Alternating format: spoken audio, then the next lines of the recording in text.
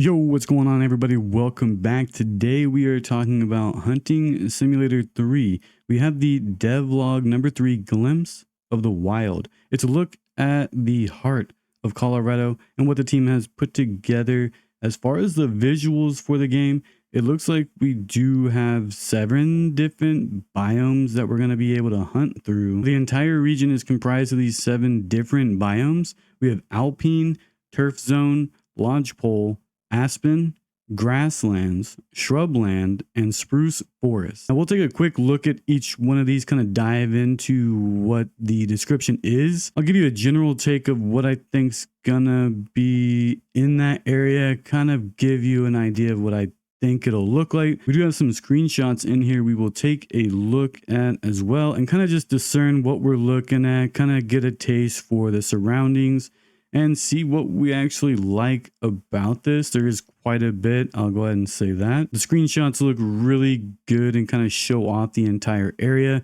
The team is working on this area a lot. Now, they said their primary goal is developing this region to create natural space that feels authentic and immersive. They wanted Colorado to reflect the richness and diversity of the real world counterpart, from the high mountain peaks all the way to the rolling grasslands. As we dive through this, I think you'll actually see they did a really good job of doing that with all the different biomes that they have made. I think that the team is really looking at what the different areas could use and actually hold as far as game go. Sounds like cover is going to be a big deal in this title. They used everything from real world photos, satellite imagery, and even documentary footage. So I'm really curious to see what documentaries they use. I don't know if they're ever going to let us know. That'd be kind of cool though. And they wanted every detail and aspect of the game, from the lighting all the way down to the animal behaviors, to be authentic to the real experience that you would expect. From the layout of the hills to the distribution of the flora, it was all designed with that in mind. Now I want to go ahead and quickly go over each one of these zones. And the first one is the Alpine. It's a rugged, high altitude zone with sparse vegetation and panoramic views. And if we get a quick look at that, you can kind of see some of it in each one of these screenshots. It's going to be very high terrain, very sparse trees. You know, you're going to be up there in the higher altitude. So nothing really is going to be growing like crazy up there, and that's why you really do see the tree level kind of fall off. Called a tree line for a reason, so that's very much what you're going to be seeing up here, is very thin trees where it's starting to get too high and the trees are going to start being more sporadic. Up here, I'd assume your shooting lanes are going to be pretty good as long as you can get around the terrain to see the critter. I think you'll be able to make a pretty decent shot. Very much like the reverse of Grasslands. It's just up high and you got to work angles a little more because there's not so much surface area. So you'll have to work different angles, different ridges to see things, but you'll get a pretty good visual of everything. Now down in the turf zones, these are low-lying wetland areas, rich in animal tracks and perfect for slow, patient stalking. Now you can get a good look at that in this first screenshot here, and then in one a little further down over around the Aspen biome. If you look down in there, you can actually see there's a wetland kind of area. That's what I would suspect that's gonna be the turf zones. Very open, but still a bit more so mixed with shrubs and trees and wetland and grassland. Just a little bit of everything in that area. Here I'd assume, just because of the wetlands, there's going to be a lot more critters, so the hunt's going to be a lot easier to see things. And I assume you'll find a lot of deer, rabbits, smaller game in these areas, moose even, you know, your elk. All that is probably going to be right around this area. Even your bison could be in here. Now the next one is the Lodgepole. They're going to have some really tall trees in this area. A lot of evergreen trees, not so much of the mixed forest, but very much the evergreen forest. You'll have a little bit harder time than you would the Alpine zones, but I would think that they're going to be pretty similar. You might have more trees in those areas, but as far as it goes, it's going to be a lot of tall trees.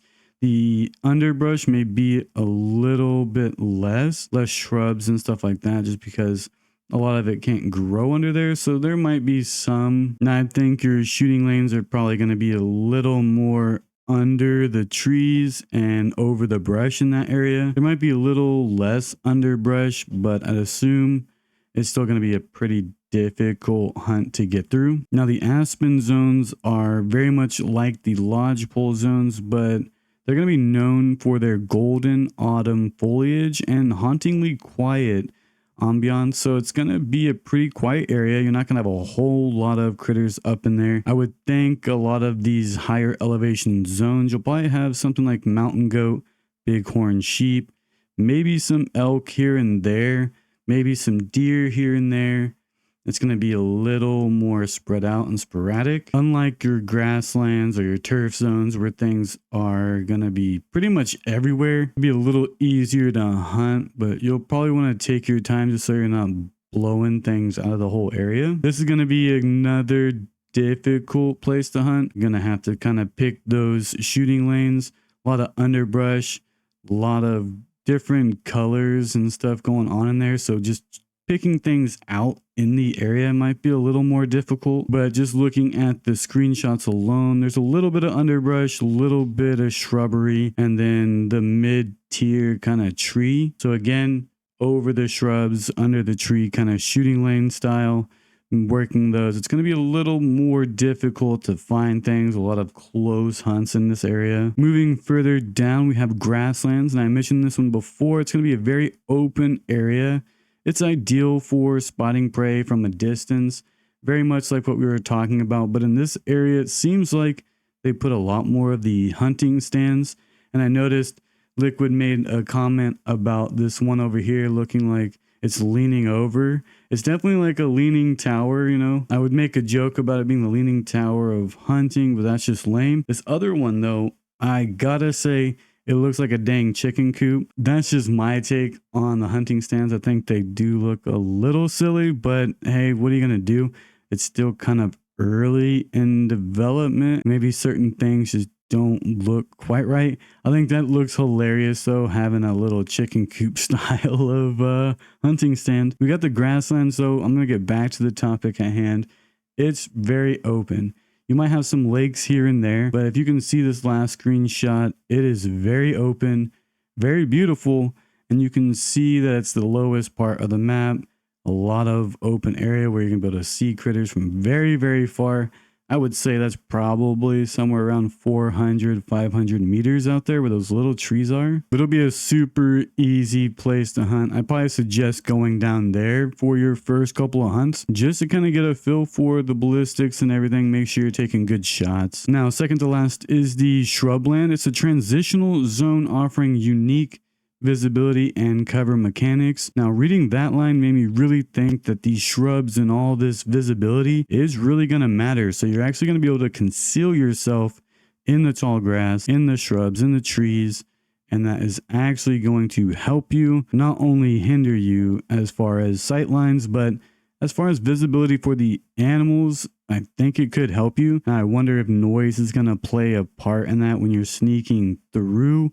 A lot like Call of the Wild where you have the noise bar there. I think that that could probably play a role in this as you're sneaking through. You're going to need to be careful with that. But it is really cool to see that this is actually going to offer you some concealment and cover and not just be a visual hindrance on yourself. Now, the last one is the spruce forest. It's very dense and dark. It's going to require a more strategic approach to hunting. This area is going to be very, very dense, a lot of trees. You're going to have some areas where you're going to be able to at least make, I would say probably a 150 to 200 meter shot, but a lot of it looks like from the screenshots, it's about 50 to maybe 100 at most. You're looking down towards the grasslands. Looks a little further. Obviously, you can see about a mile out there, but the likelihood that you'll be taking a shot from a mile inside of only the spruce area is pretty hard to think of. I would think that like in these transitional zones, we'll have a lot of the animals that prefer highland areas and lowland areas, kind of like the elk or the mountain lion, the bear, stuff like that. We may see some of the bison in those transitional areas, but I'd really say that they'd probably stick around to the turf zones, and the grasslands is where we're going to see most of them. Same with the deer.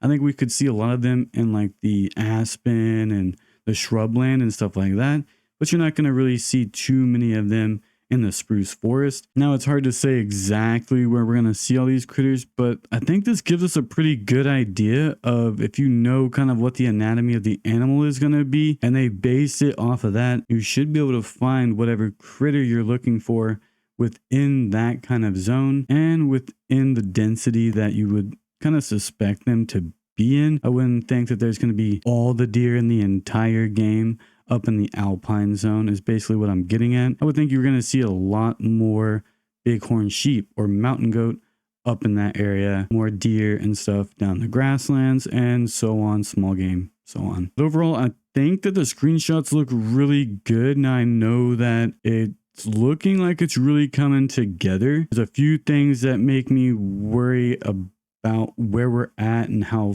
far the game could be from release. One is that we're just seeing screenshots of the landscape and not really anything else. We haven't really seen too much video footage since the Beretta update, and even then it seemed like it was stuff from the announcement trailer. And we don't really have a full animal list yet, so I'd like to see that, and at least a gameplay trailer that's saying, hey, this is the date that the game is coming out, and we are right about 6 months from the announcement trailer, so we could see something here pretty soon. And if it is June, then I think that we will see a release this year. If we don't see a trailer in June, I would think that we could be looking at least fall, maybe even next year, before we see this one come out. And yeah, after looking through all the screenshots again, we still haven't even seen a lodge, and there's no indication that there's a lodge in there. So I think we really need to see how that looks, how the mounting looks, if there's going to be taxidermies and a lodge in this one. And there's still a little bit that we need to find out before we get a full release. So that's just my take. I think that if we're going to get a release this year, we're going to need to see a lot in a hurry. And I'm just not sure that that is where they are at, just based off of what they have shown us. I mean, I still think some of those animal models need a little bit of work. Yes, the elk look good, but I wouldn't expect that to be the final product. And if it is, then that's just kind of how it goes. Obviously, you get different detail with different teams, and that will be how it is. So I still think there's some work that needs to be done, but I think that what we are seeing does look really good. Looks like they're paying attention, and I would expect to see a pretty good product, a really good hunting experience when it does finally make a full release. That's going to do it for this one. Thank you for checking out the video, and as always, have a good day.